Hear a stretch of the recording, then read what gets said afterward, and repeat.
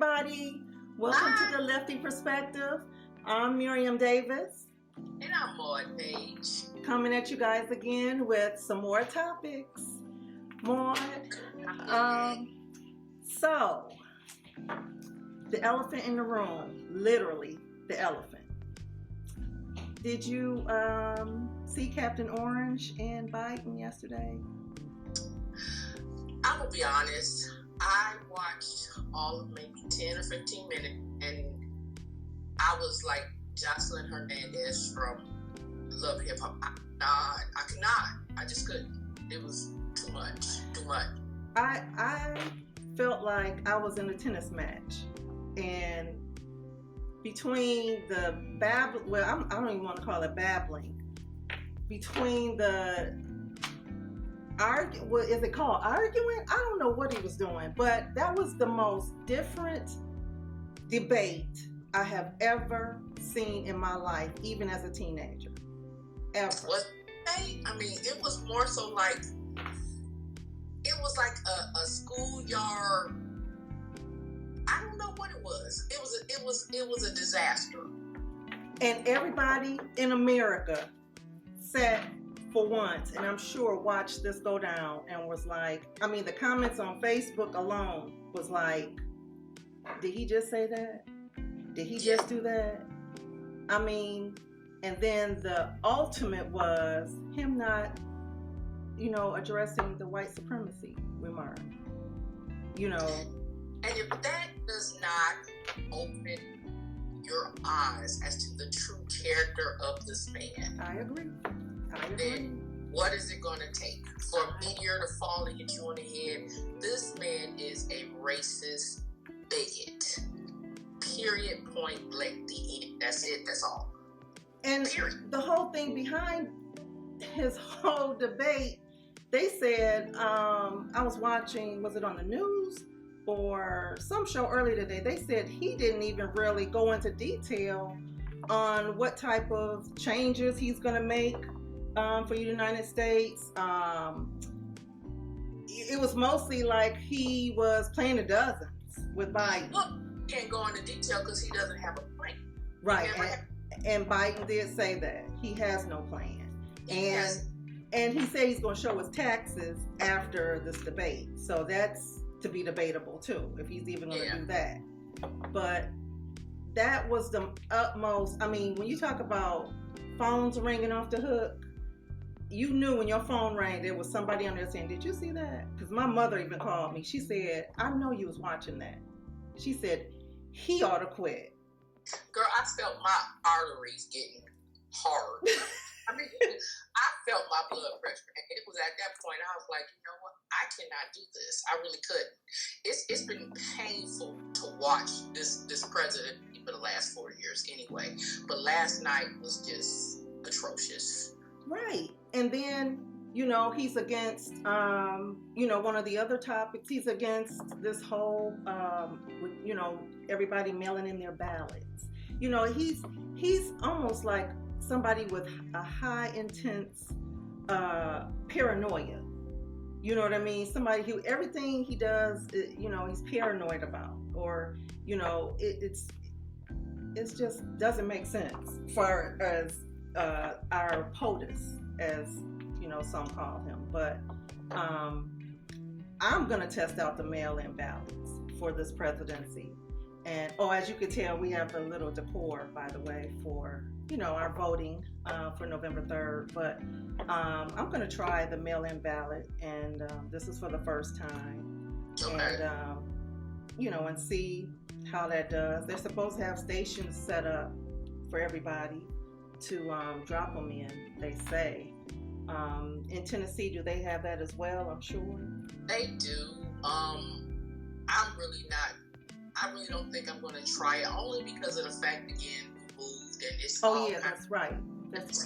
I just got my updated registration card.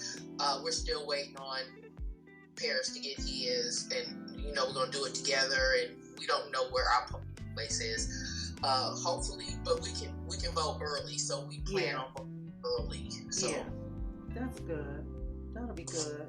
Yeah. I saw like I know Deontay got his mail-in ballot today. I haven't gotten mine. So while I'm sitting here talking about I'm going to try the mail-in ballot, I might not. I'll just walk in. No problem. Yeah. I just wanted to do it just to say I did it. Right. You know, just to say that I tried it or whatever. But, yeah, I mean, but they say it's a lot more people doing the mail-in ballots. So they want to test it out too. So that ought to be really interesting. Right. You know, for that. I get, you know, not to be negative, but, you know, I'm wondering what kind of tomfoolery are they going to devise, because they're trying to put every trick out the sky. Right, that's what I heard. That's what I heard. This election, and it's just ridiculous. You know, it's ridiculous. There are processes in place so that this is supposed to be a democracy, and it's not a democracy. It's a democracy. Right. It is, and I know Pence is like, okay. You guys, now. Somebody said they needed a whip and a chair to maintain, and poor Chris Wallace. Somebody said he needed a cognac or some bourbon to get through that.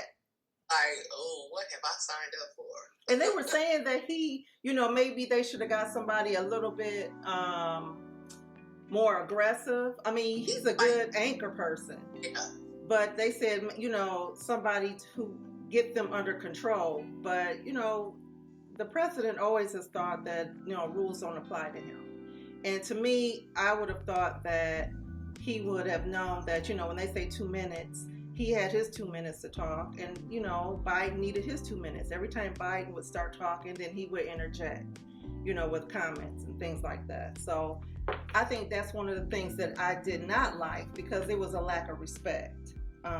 You know, the debate is for both of them, you know, and for people to hear what they are planning to do for our country. So, yeah. So, and then on top of that, we have coronavirus. You know, we got the presidency, now we got coronavirus, you know, among many other things going on. You know. Right. So, and I just looked at today's report today for Michigan, and it's still increasing. Even with that, it's still increasing. And Biden even asked him about that. You know, you lied about, you know, about the safety of this country, saying, you know, it basically like it's not a big deal. And to this day, looking at the news, coronavirus is still a big deal. It is, and the thing is, he doesn't take any accountability for the things that he doesn't do, and he takes all for the things that he doesn't do that reflect positive. Count that on maybe a hand with 2-3 fingers, and he just, I don't know. It's like his character is just so sullen with darkness, and that's why behind the debate, let alone his presidency, and we can even go back to him as a businessman and the things he's done in the past. I don't see how anybody with any semblance or even the intelligence of a wet dish rag could not see that this man has no morals, no standard of common decency, and feel like he's qualified not to but hell, to even breathe air. Because he's a waste of space. He really is. Right. And I just don't get it. I don't get it. He's just, I mean, I don't know. And we can go on and on. Yes, we got him with so many stories, whether it's, you know, him being on Twitter, Instagram. I mean, that's another thing. I've never seen a president go on Twitter, Facebook, Instagram, all the social medias. I've never, if they have, like Bush or Obama or Clinton, I never knew about it. Maybe they did too, but not like, you know, this president here. Yeah, well, he has such a fragile ego, you know, and he's going to hide behind a keyboard, you know, behind a screen, and you know, have his naysayers, you know, fight for him. Right. You know? Right. So it's just unfortunate. And then on top of that, I heard, speaking of kids, they hear Livonia Public Schools is, and I don't know if this is against the governor or against the president of the United States, but Livonia Public Schools, they said they're opening up the schools for their kids, regardless. They're just going to practice social distancing with the corona, you know. And, you know, because some kids, I know a lady got on the news today and she stated that her kids, and she let her kids talk too, and they said that they liked it better in class because they could see their friends and they can learn a lot better. It's hard doing some homework assignments online. I was surprised to hear that. I said the whole Livonia public school system, I'm thinking, if that's right. I heard that they were opening up the schools. They said, forget that. They gonna make do with social distancing and the coronavirus, trying to just do what they need to do to, that's take their temperatures every day or whatever, you know. The thing is, as a parent of a school-aged kid, I totally understand. You know, you want your child to have the experience, you want your child to get the direction, but at what point do you risk your child's life, the lives of people that your child come in contact with? Right. I mean, right. It's a hard pill to swallow, and I get it, but at some point you have to make a sacrifice, and that sacrifice may be, you know, on the side of your child, you know, maybe you have to fill in the gap where your child's education is lacking. Right. You know, right. Speaking with Z, you know, she herself, you know, and not to brag, but, you know, Z is a straight A student. And she said, Mom, I would rather have my grades suffer than my life be jeopardized. So right. if that going from straight A down to maybe a 3.5 or a 3.0, so be it. Right. Right. Because if you think about it, I mean, okay, as we all know, people have passed away, you know, starting in March and maybe beyond. I've had 2 family members pass away, and that the first family member that passed away, that was the ultimate wake-up call for me and for my family. And then when the second one came, it's kind of like, oh my God, who's next? You know, and other family members caught the coronavirus, but, you know, thank God they didn't, they got better from it. But it sends a major message, which leaves me to not understand that when they say wear a mask, it's not going to solve the entire problem, but it just helps to minimize other people catching it if you have the symptoms or whatever. And then, you know, you got people that feel like it's violating their rights. Exactly. And, you know, it just speaks to the arrogance of Americans. Right. You know, right. We as a country of people are so conditioned that we're just arrogant. And born and raised here, I grew here, but that's what we are. And right. that's why the rest of the world looks at us the way they do. Right. Because, you know, we have such a haughty attitude about everything. Like, how dare you tell us we have to wear masks? Or how dare you tell us this, that, and third? Don't get me wrong. I'm proud to be an American, but the things that I've seen in America over the last, say, 2 years of my life, right. it's embarrassing. Right. And hell, the last 4 years alone, you know, the one song that comes to mind when I look at the way America is now is that song by, is it Harold Melvin and the Blue Notes? The whole world is laughing at you. Yeah. Because it's just ridiculous when you have something that's so minute that can help save thousands, millions of people for the greater good, and because we don't want to be imposed upon. Right. I get it. If you have a underlying condition, or for people who are autistic, or you have breathing issues. Right. I get that. Right. But just because you don't want to be told what to do, that's crazy. Right. That's insane. And then they were here. They went to Lansing. A lot of people. Wasn't gonna be me, because you didn't like the fact that, you know, that we had to mask up, and you had a whole crowd of people, no mask, and kids walking around chanting. Okay, as they say, that's your right, whatever. But I'm not going anywhere where people feel like, you know, that they don't have to wear a mask. That many people, I have a choice too, and you're right, this is a free country. So the fact that you feel like you don't have to wear a mask, that doesn't mean that you have to violate my rights as well. And that's the thing that I think some people don't understand, is that, well, you know, the rights that you have, I'm entitled to the same rights. And I say I want to wear one because maybe I myself have an ailment, or I have a family member, which I do, that has an ailment. And I choose to keep my family member here.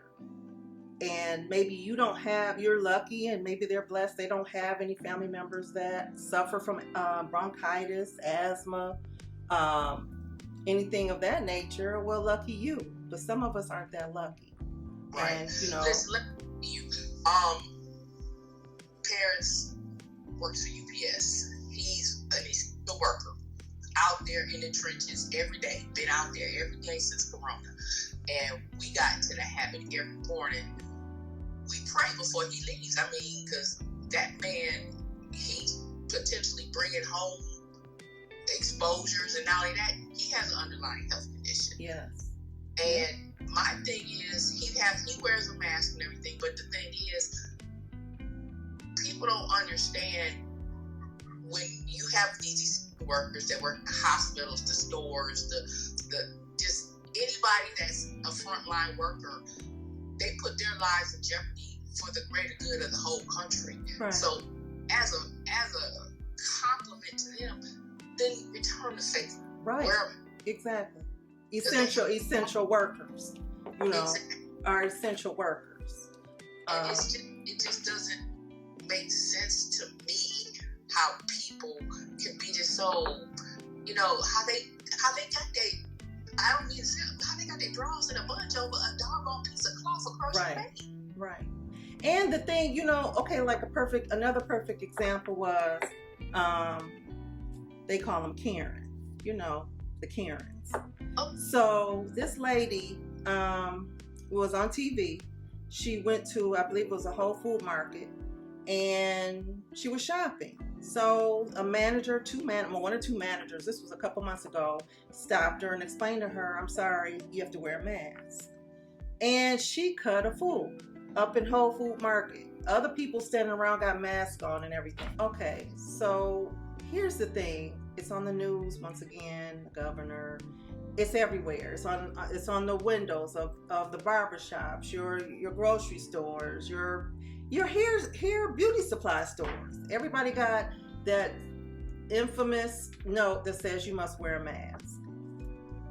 I mean, at that point, either just go to your car and get your mask, or just send somebody else that's willing to wear a mask to do your shopping for you. Or you just get a mask, like I said, and shop for yourself. I mean, it's easy as that. You know what I mean? But I just, you know, watching that, I said, you know, all this fuss, it's already irritating for all of us. Mm-hmm. And, you know, now we got a Karen that is complaining about something that none of us asked to happen. Nobody begged for COVID to come. This is all new to us, all of us. So instead of making it bad for all of us, just do your civic duty as a citizen and just abide by the rules. We all have to abide by them, not just certain people, everybody, you know? So, and I just, you know, looked at that and I said, you know, it's always somebody that says their rights is being violated no matter what the topic is. Somebody's rights is always being violated. Yeah, it's funny how rights only apply to a certain segment of society, though. Right. I just, so I guess enough on that topic. So, how's working from home going for you? Excuse me, hear that? Yeah, so. Sorry about that. I have an alarm set for, I have to give Bonnie a prescription at a certain time. When the dog has a timer for her meds too. I can't remember that stuff, Because I think my phone is set. I was in a doctor's appointment, just a sidebar conversation, and my alarm went off in the middle of my doctor's appointment, and my doctor chuckled.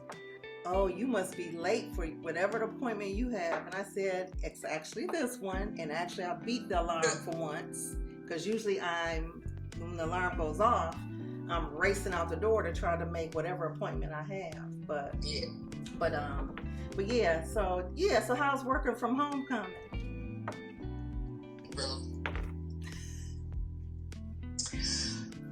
First and foremost, let me thank God for the opportunity to have a job, because I do not take it lightly, because there are so many that want a job that Right. And for that, I'm grateful. But I am too. These employees and have remote employees, they done lost their minds. Some of them, because they can't micromanage. They're trying to micromanage from a distance. And we've got the keyboard gangsters. We've got the people who won't take accountability because they can't see you. We've got the people who passing off their work, and it's very challenging. I don't care what anybody says. Remote working is just as stressful as if you go in that place every day. Yeah, no, it is. It you is. Don't have to, it is. If not more. Because what it is when you work outside of the home, when you leave your job, you leave the environment. When you work at home, it's in your home. Yeah. And hard to disconnect, because even if it's in another room, it's still there. And then you find yourself in the middle of the night sometime thinking, dang. Well, at least I do. I'm like, dang, I got to get up extra early and take care of that one task that I didn't. I thought I did it, but I didn't. And that's their expectation too. Well, can you log on tonight? No. Right. No. And I thoroughly agree that you're just as tired at home. Mm-hmm. Well, at least I am. Girl. I am like, I ran a marathon, and no exaggeration. And I think every day to myself, why do I be so tired? And I'm at home and I'm tired. I mean, tired. And here's the thing, and see, I don't want to say anything as this is public knowledge, but right, these employers will have you day drinking. And when I say day drinking, I'm not talking your little coffee and your little, no, I'm talking that straight up, and not even the Moscato. That no, we talking some hard Patron mixed liquor, because when they talking all crazy through these instant messages, you be like, who you talking to? Oh, that's right, because we can't see each other, you gonna pop off. I tell you what, because I can be nice and nasty too. Okay. My second language is sarcasm, and the thing is, I'm gonna give you exactly what you give me. Now is not the time to try to act all brand new and crazy. We live in trying times. Oh my God, yes. Me. And if I get one more person to say, oh my God, I just hate, I know I'm working from home and this is just so, are you working from home? Yeah, I'm working from home. Taking your call, I'm working from home. Yes. Right. Yes, I am. I feel the same way you do. So, some of the things that may not come easy for you may not come easy for me as well. So, it's just that this whole, again, the whole everything, Black Lives Matter, that you're changing coronavirus. or that you have to answer their call. Like they want you to call them, and I'm not using my personal phone, so it's like hit me on the email. Oh well, can you call? No, I'm not. I don't have a work issue phone, so I'm not calling you from my personal cell. And when I do, I block it. Was there no? No. And that's the thing too, because usually, you would get a phone that you can utilize, other than your own personal phone. Right. Because here's the thing, I know some jobs require their phone be used as the family phone and the work phone, maybe. I never had to do something like that, but people sometimes don't understand that they could be interrupting your family time when they place a call. I knew somebody that used their phone for work and for somewhat for personal. And they would be getting calls and they were like, I got to find a way to stop this. This person just feel like they can call me like they know me, And I was like amazed. I was like, these are like customers calling. Now, they decided to just get a separate phone and just use that as a work phone. It's an extra expense. Don't know if the company covered it for them or not, but that would be more logical to me because. Well, I do it because right. I'm not earning the extra expense. Right. Right. I mean, crazy.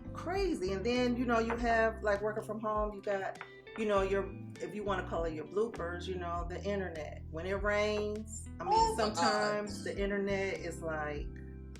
Shuts down everything. And then you're like, okay, I just had a research paper memo that I put in.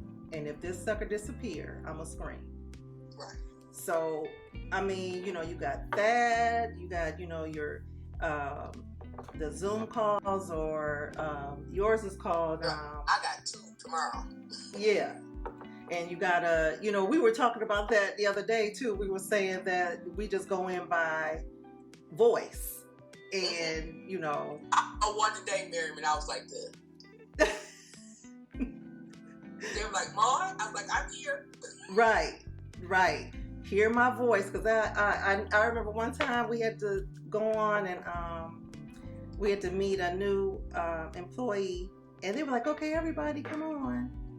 And I'm thinking, oh snap! This is the day I pulled my hair all back, and I went in, and they was like. Miriam? I was like, yeah, you caught me. I brushed all my hair back, put it in a ponytail. You know my saying, it is what it is. It is what it is, honey. But I had to chuckle to myself. I was like, oh, well, look, I'm working. So that's the least of your worries. At least I'm working. Early, you subject to get the bonnet and the bathrobe. Right. Now that, I'm gonna tell you, one time I did have a bonnet on and I had, had my headset on. Thank goodness there was no meeting that day, because that would have been really interesting, especially if you had to show your face. That would have been really interesting. Right. I'm just grateful that through all of this, that my kids are not small. Strong.